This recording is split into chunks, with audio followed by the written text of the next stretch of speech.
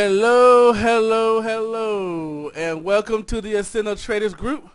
And as you just heard, the boys are back in town. We had to take a little time off to really get a lot of our back-end stuff. We strive to offer the best in service, the best in products, the best in security. So we had to take a couple weeks off from our free products. Still servicing our members, but our free products took a couple weeks off just to make sure that we can get everything to where we need to be to again to offer a nice professional solution for all our traders around the world. So here we are at the blog. You guys, most of you all know this blog.accendotraders.com. Initially, you're not going to see too many differences here. Obviously, if you want to subscribe to our blog, here you go. If you want to follow me on Twitter, we're giving out pivot points, targets, things like that. Follow me on Twitter. You just click on this button here, and you can follow us on Twitter. And then we have our free book on trading. And I'm going to click on this in a second. But the main thing I want to show you here are two things. We finally have our payment gateway all licensed up, so we're not going with PayPal anymore. We are now an approved vendor of Authorize.net, so you can be rest assured that your credit card payments are now even more secure than they were before. And so we definitely want to point that out. And of course, clicking on the featured product is where you can go to actually sign up to be a paid member. But let's go ahead and first make sure everybody knows that we do have a free ebook on trading the market. Basically explains how we at Accendo Traders trade the market. We are giving away this for free. This used to be a $99 product. We are now giving it away for free. And you can get there again by clicking on the link from the blog. The other thing I want to show you is that as a part of our celebrating our new payment gateway, also by clicking on that link, you can see that we are also giving away a free 2-week membership to our subscription service. So we are giving away a free 2-week trial membership to our subscription service, so you can sign up here. We have a couple of people, and this is again why we had to shut down for a couple of weeks here to get it all straightened out. But we have a couple of people that will be getting an email today who already signed up for it, but you'll be getting your access information today. So those are some big changes about what we're doing to again offer you superior service. And there's one more thing I want to show you again as Accendo Traders tries to offer the best service to traders around the world.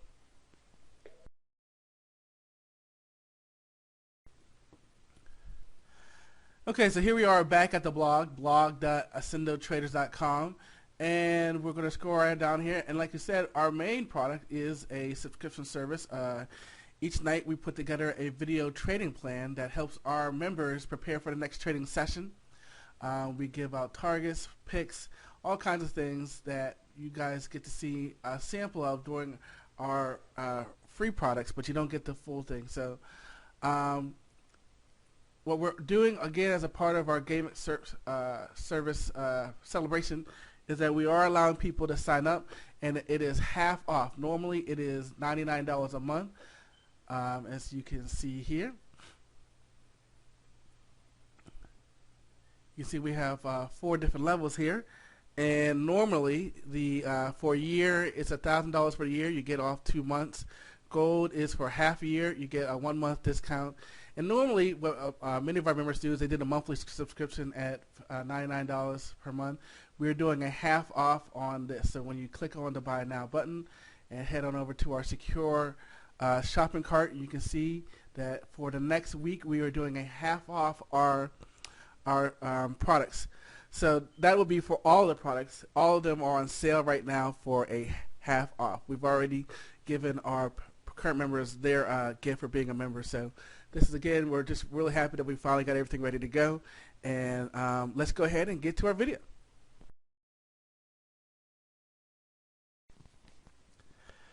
Okay, so we're working on our trading plan for March 15th, and those of you who've been with us for a while know the whole routine here. Because of time, we're going to kind of go quickly through that. Last week, hooray, we posted the largest gain in months. The Dow was up 9%, the Nasdaq was up 10% for the week, and the S&P 500 was up 10% for the week. But the big thing was that financial stocks were up 34% for the week. And we all know that financial stocks right now are the largest percentage of the S&P 500.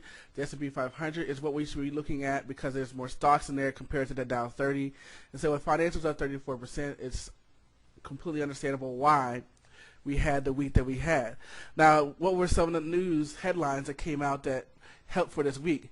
First and foremost was Representative Barney Frank came out and said that the SEC is going to reinstate the uptick rule. This is something that's supposed to help slow down shorting. Don't know if it really will, but the SEC is going to reinstate the uptick rule probably as early as next month. And then on Friday, although no announcement was made, the House also met to talk about the suspension of the mark-to-market. Again, no announcement has been made on that, but they're talking about that. And then we had positive commentary from several banks. Citigroup, early on the week, I believe Tuesday, said that they've earned a profit for the first 2 months. JP Morgan came out and said something similar. Citigroup also said they need no more government money. And even General Motors said they don't need the $2 billion. So there was some good news there. Whether or not you believe it, we'll see. And then we have better than expected retail sales data in the month of February. We were down 1% instead of being down, 0.1% instead of being down 0.5%, a half percent. So there was some news. Now, initial claims still stayed up there at unprecedented levels, up there in the 600,000 jobless claims for the week. So we're certainly not out of the water yet. As far as news coming this week, we do have some economic data coming out this week that could move the market.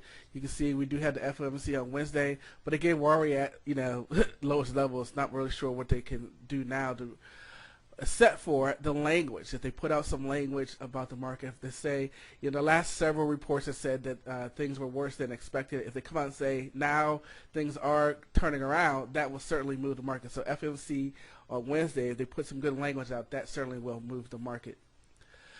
So on Monday, we got Empire Manufacturing, capacity utilization, industrial production. Nothing really huge, nothing big on the earnings side. We are at the end of the earnings, so we don't have that much going on. But we do have some financials. We got Goldman Sachs, Morgan Stanley this week, and FedEx this week, and Dry Shipping.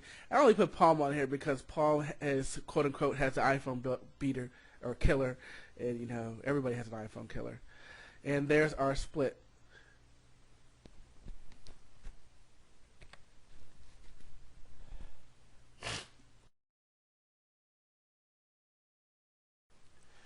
Okay, so we're going to start off by looking at the dow-jones. You can see we're sitting here at the 20-moving average, and we're going to talk about resistance with our sectors. But certainly after a week like this, we can see that a pullback probably is in line for right now. What I want to do is go ahead and switch this over to the yearly. This is what we talked about before, and you can see that this move this week brought us right back to our do or die line. So do we want to see more bounce? Yes. And we'll see the same thing on the S&P 500. Here you can see, again, the do or die line where we were going to fall off the cliff. Let's move over to the NASDAQ. And you can see that the NASDAQ is the strongest of them all, but we're still coming into resistance, even with the NASDAQ coming to resistance of the 50, while the Dow and the S&P 500 are at the 20-moving average. Quickly looking at our sectors, there's really no sector that really just blew me away. You know how much I like agriculture and MOS, but you can see the sector actually came down at the end of the week while the rest of the market was moving up. Energy doesn't look that great, but look how it's coming under resistance. Oil's coming under resistance. Look at metals coming under resistance, and that's really the theme. A lot of our sectors, even though they rallied well, and we're glad that they rallied well, but you can see that for the most part, they're coming into the resistance, 20-moving average. Some are coming into the 50-moving average. Not, you have some that you can be aggressive. Ooh, insurance here, let's get above the 20, run to the 50. Maybe look at real estate, maybe.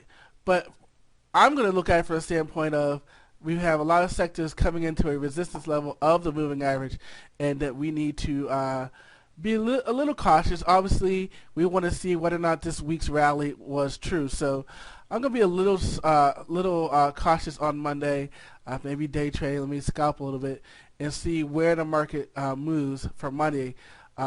no sector really blew me away as far as a you gotta buy, you gotta sell. I see a lot of sectors coming into resistance.